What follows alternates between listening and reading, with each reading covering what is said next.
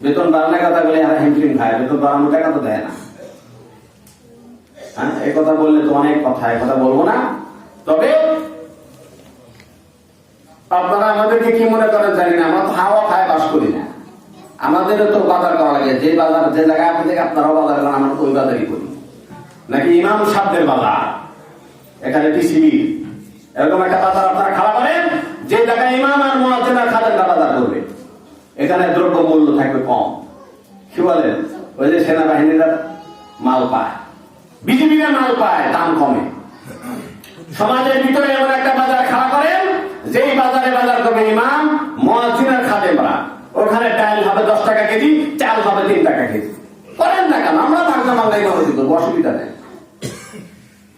কিন্তু যদি মনে করেন যে না রে, ইমামরা যে আমরা যে এখানে বাজার করি, ইমামরা মুয়াজ্জিনরা তো এইখানেই বাজার করা লাগে, তাহলে আপনার বেতন যদি হয় 50,000 টাকা, আমাদের বেতন কেন 10,000 টাকা? আপনার ইনকাম যদি হয় 1 লক্ষ টাকা, আমাদের সে টাকা 15,000 টাকা কেন? তাহলে তো আমি আপনাদের ইমামতি করার যোগ্যতা রাখি না। কি বলেন? ইমাম সাহেব না খায় ইমামতি দাঁড়াইলো, আর আপনি মোষের ডাল দিয়া বিড়া পোলাও পিড়ে দেখা পিছনে দাঁড়াইলেন, তো কি রাতটা তো আপনারই ভালো হওয়ার কথা, নাকি বলেন?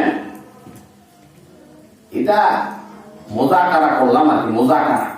এই যে বহু কথা আপনারা ভালো করে জানেন না, আমি তো ওয়াইজ আমি একা নই, আপনাদেরকে তো দাঁড় করা যায় ঘন্টা পর ঘন্টা ওয়াজ আপনারাও করতে পারবেন। দুঃখজনক হলো সত্য, এই বিষয়গুলো আমরা বুঝাই না বোঝার ভান করি, জেনেই না বোঝার না জানার ভান করি, শুনেই না শোনার ভান করি। অথচ 10 লাখ একের বোঝা। আমি আগেও বলেছিলাম, মসজিদের এই খরচ গুলাকে আল্লাহ তাআলা প্রতি মাসে মাসে ফেরেশতার মাধ্যমে কোটলা পাঠায় দিবেন, নাকি সমাজের এই মানুষগুলাকেই দিতে হবে? আর এটা তো ইহসান আল্লাহর পক্ষ থেকে। আমি তো ইনকাম করে শুধু আমি সব খেয়ে ফেললাম, এটা তো হক আদায় হলো না। আল্লাহ রাব্বুল আলামিন যে আমাকে ইনকাম করার তৌফিক দিলেন, এই আল্লাহর তৌফিক দেওয়া ইনকামের থেকে একটা পয়সা আল্লাহকে দেওয়া কি হক রাখে না?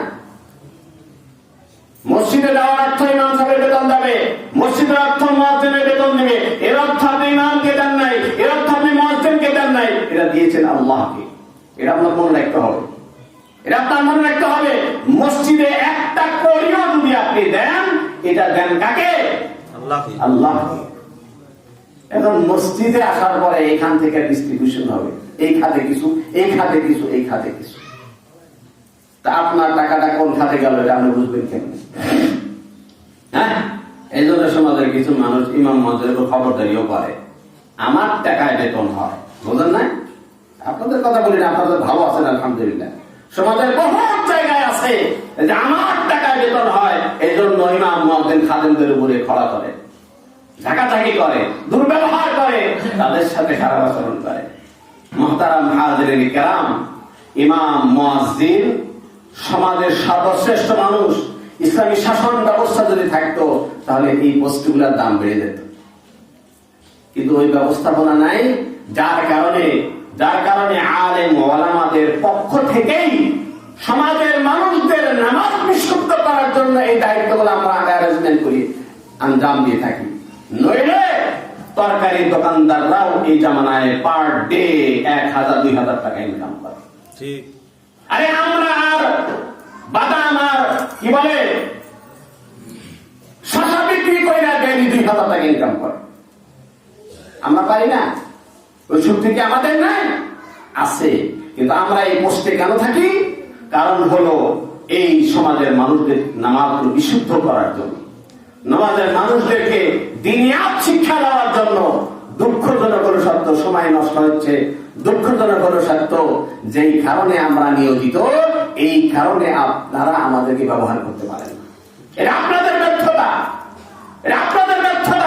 আপনাদের দিনিয়াতের বিষয়টা আপনারা কেন পুঙ্খানুপুঙ্খানু বুঝে নেন না?